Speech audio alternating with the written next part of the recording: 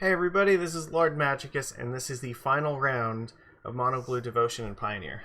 So, we are up against, was it IZ? I don't know if it's LZ or IZ. Playing Luris, which means it could either be like SRAM or Burn. I think we have a decent hand though. Leyline, Oracle, like this is exactly what we want usually. We're on the draw, so that is what it is, but Leyline is a good start. Okay, so we're up against Burn. Okay, that's fine. If we find like Master of Waves, we're gonna utterly destroy them. That's actually pretty good too. Because now that means we have a 1-drop to block this thing with.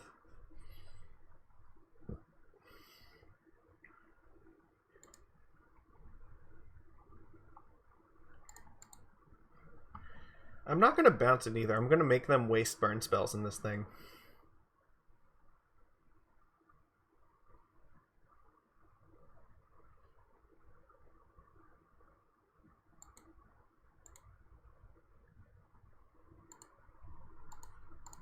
So here, if they have like light up the stage, they're not going to get free access to it. They don't use like shock or anything on it, so... Eidolon? Okay. Eidolon's fine.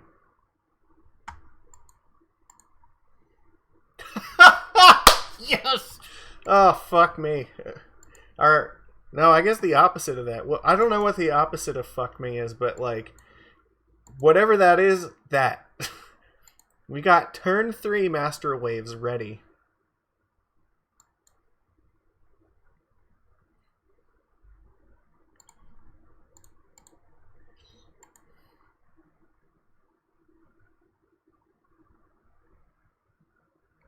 You can wild slash that, that's fine.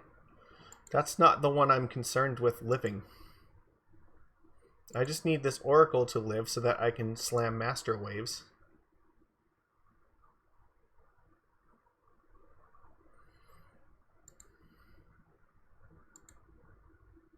And they're hurting themselves just as hard as they're hurting me, so...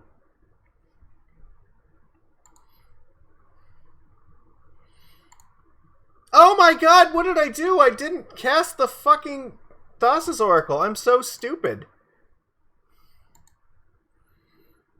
Oh, fuck. It's like I've never played this game before. I guess I'm just gonna, like, tap down this... the Soul Scar Mage.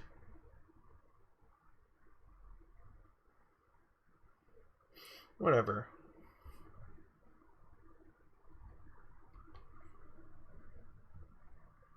We still get to play Master next turn, but like we should have played it this turn. That was stupid. I just went to 10 for no reason.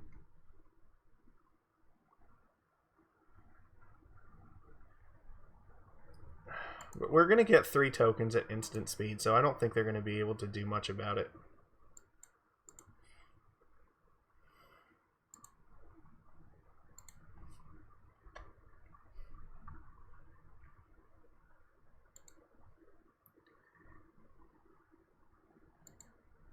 Attack me. Do it. You won't.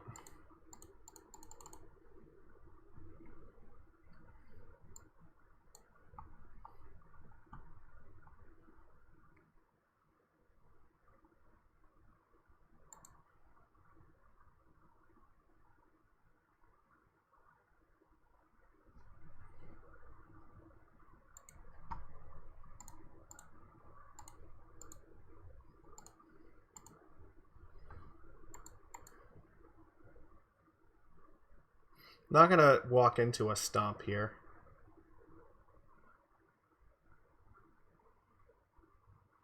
Okay, that's fine.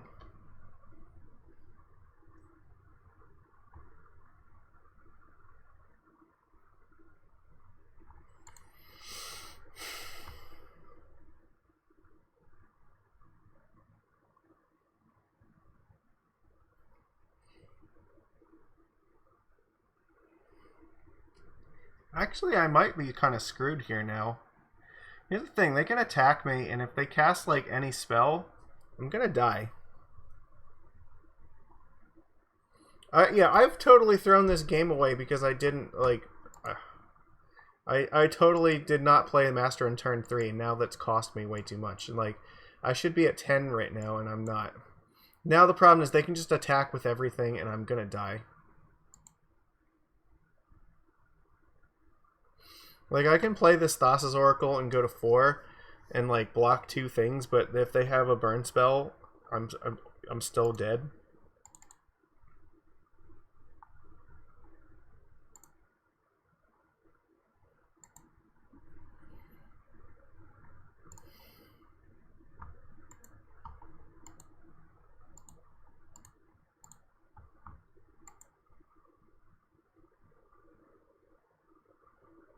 Alright, well, we lose.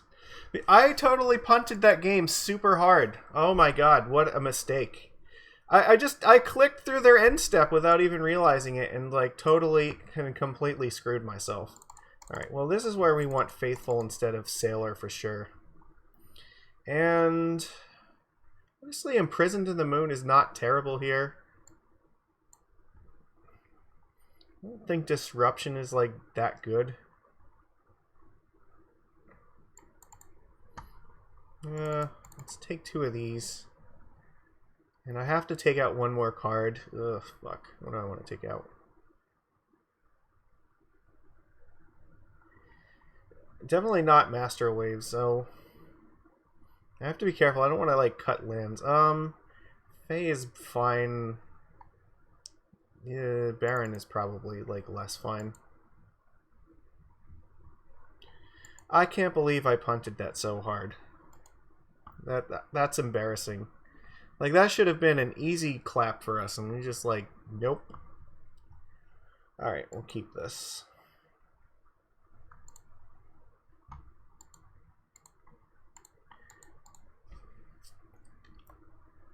No. So I have, like, the ability to just counter spells forever, so I'm gonna do that.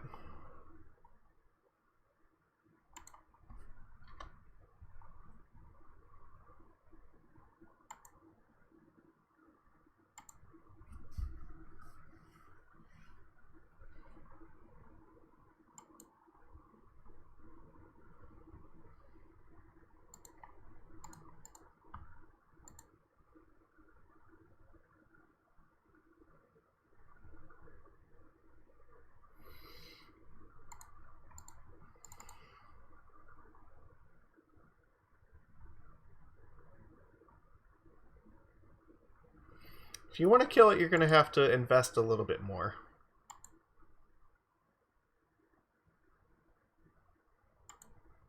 Haha! Excellent.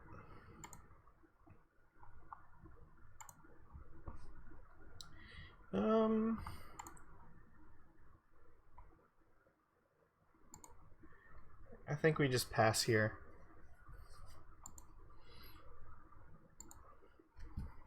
Hopefully I can try to use this Jawari Disruption.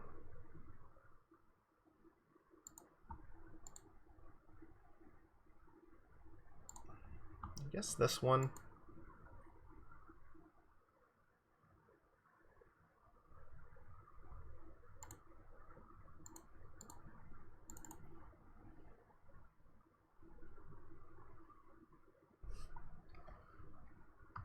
Now I can play Fae of Wishes as another blocker and have Wizard Retort up still. And basically we're just trying to stall until we can find Master of Waves.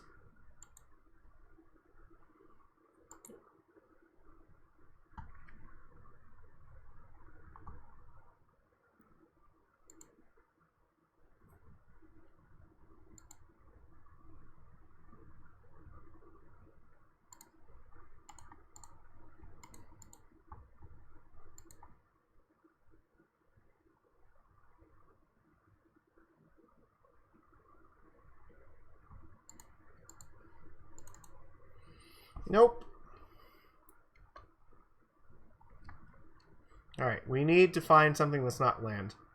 That was an excellent draw.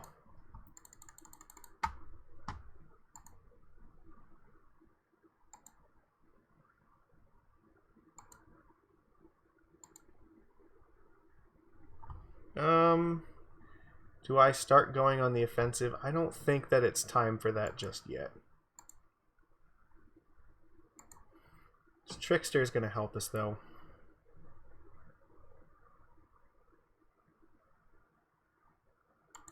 Okay, that's fine. Not worried about that.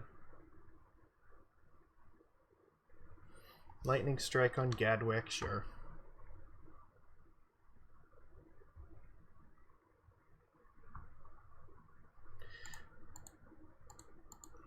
They're all 2 damage, so... We have 1 card left. If we find, like, Master, we basically just win on the spot. That's not terrible.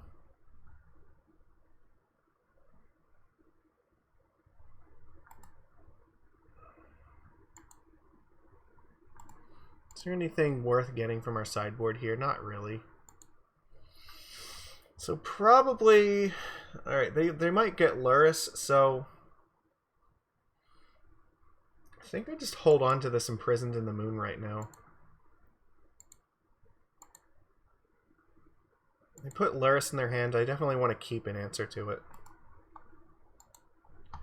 In their sideboard here. I brought both of them in, right? Yeah, okay.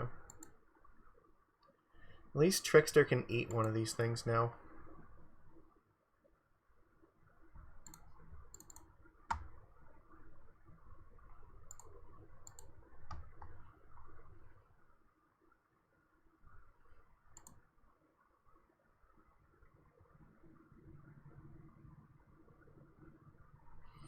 Damn it, they just have like infinite like burn spells. Okay, well we need Master. If we don't find a Master, we're gonna die, so.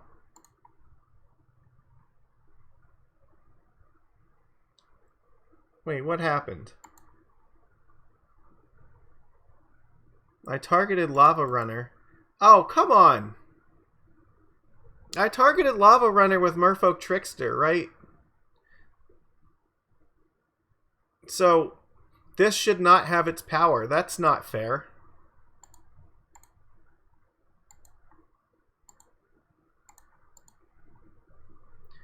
That is total bullshit. And that makes a huge difference, me being at 6 versus 7. Ah, fuck. It should have reduced its power to 1 because it didn't have that ability to make its power 2.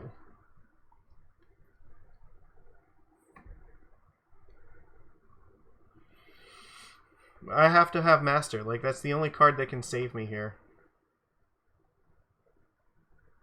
Well, they were kind enough to draw lands. So they put Luris in hand, so...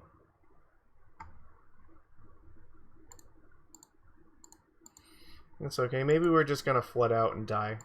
Which was fitting based on how we punted game 1, so... Alright, well... I totally punted game 1, so like my entire match against Burn was just kind of a wash. That sucks. That's upsetting. But also it's upsetting that Merfolk Trickster is still bugged and MTGO has not fixed it yet. For whatever reason with random creatures, it just does not make their abilities get removed. Like... I think it'll work on like Master of the Pearl Trident, but it won't work on like Lord of Atlantis for some reason. So I don't know. There's some issues with this, and I think it's related. It's similar to like the same issues where like when Oko elks some certain cards, it doesn't remove their abilities either. I don't know what the bug is, but I think it affects both of them. So it is what it is. Yeah, that was a pitiful excuse. Like I should not have lost that match against Burn. I had turn 3 Master Waves and just like totally punted it. And then, like, you know, I opened myself up to just losing a game in game 2, but based on flooding out, which, you know, at least if I had won the first game, then we had a shot in game 3 to, you know, redeem ourselves. But, nope, one bad punt and then one, like, bit of bad luck, you know, turns, like, a winning match into a losing one. And that's Magic sometimes. So, it's frustrating for sure. I don't know. I guess we should look at this. How do we feel about this? There are some cards that we are having trouble with for sure. And like it's a lot of like those Urion decks. I'm not comfortable playing against them at all. Because like almost everything they play is like either turning off like our interaction or it's just like a 2-for-1. So we did see like this do a little bit here. So I mean, this wasn't useless. I'm happy to have this as part of the deck. I think this was a fine card to have in the list as well.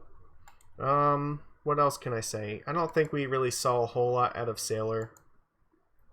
I'm not sure if there's like another 1-drop that we should be playing instead of this, or what the case might be, because it's okay sometimes in the late game versus the control decks, but the more I play it, the more I'm finding like it's not doing everything that I really want it to.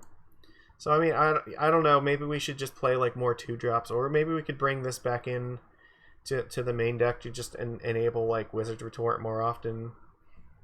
And then this opens up more sideboard slots for, I don't know. Actually, Hypnotic Sprite could be also something that maybe replaces this slot. That's reasonable. Like, a lot of times this deck just really wants to play a lot of counter spells, and or maybe like Naughty Singer, like this is fine sometimes. And it fits with our theme of like having creatures that, you know, are strong enough to not die to like Wild Slash, which is nice. I'm not sure if I want Glasspool Mimic in this deck or not, but it could be worth it. There is a limit to how many come into play tapped lands you can play, and I don't know if we're at that limit yet, but you have to be careful, because if you play too many, you're not going to be able to play on curve. So right now we have like 21 lands that come into play untapped. We could probably play some of these. Maybe, I don't know, maybe we cut like Sailors and like one island, and we could play like 3 of these, because they're also really good with like Master, but it's also like a really clunky card too. We don't have like Aether Vial in this format to really make the Glasspool as strong as it is in Modern. So I don't know if that's the one that we want here. I mean, Nimble Obstructionist is also something we should consider. Being able to cycle and counter triggered abilities through Teferi is extremely important, and you know, just a Flash Flying Threat is totally fine on its own. I don't know, I'd have to look at this a little bit more, but I mean, I think that this is pretty close to like what we want. The Blast Zone was okay. I think it's worth testing this card more. I think we brought it in a scenario where it wasn't really where I wanted to use it necessarily, but what am I gonna say? It was more for like the low to the ground aggro decks, where if you can like the auras especially, because if you can like grab Blast Zone and kill off like, you know, the creatures that the auras are enchanting, I think that helps. And the thing is, like, even if they give it like indestructible, a lot of their auras also might cost 1 or 2, so you get to nuke all of those even if they protect the creature, which is nice. And it's colorless, so they can't give it protection from a color to stop this from destroying it. So I think this is worth, yeah, like I said, this is worth trying a little bit more. Otherwise, Damping Sphere on the sideboard, very strong. I think the Immortal Sun is probably, we should keep this here. This is like the superior Pithing Needle effect, but I also kind of fucked up by getting Ugin when this was on the field. That was an oopsie. I don't know, like, I should have got literally anything else at that point, because obviously you can't use these 2 together.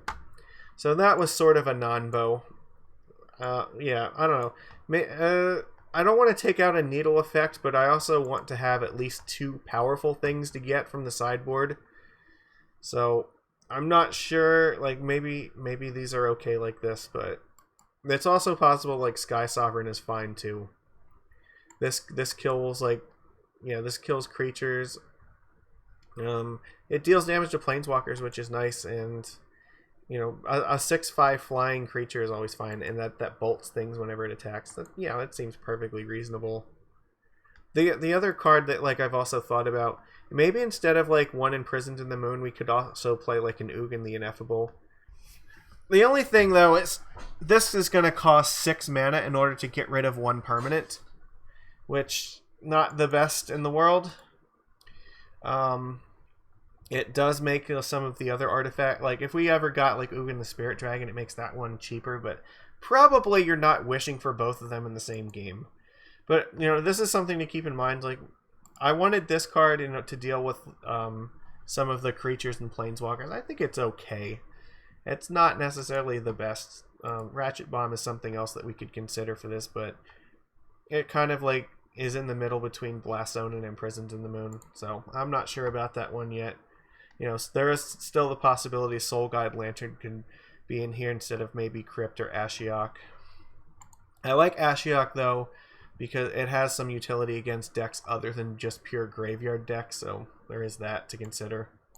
But I think overall, like, Mono Blue is still playable in this format, so I hope everybody has enjoyed this week. I don't know what I'm going to be doing for the following week. I like almost never do, so I just play kind of whatever. But honestly, I've been liking a lot of the Modern list, so we might be seeing a lot more Modern. And I may try to do something on Saturday. I think Saturday is Halloween, right? So maybe I will. I might do some streaming with like Spooky Boys. Well, maybe some the historic ranked a little bit with our Bant Spirits deck. Yeah, check on Twitter. If I'm gonna do something, I will definitely post on Twitter about it, and you can follow it and see what the deal's gonna be. Other than that, give this a thumbs up, and I will see you again next week. Take it easy, everyone.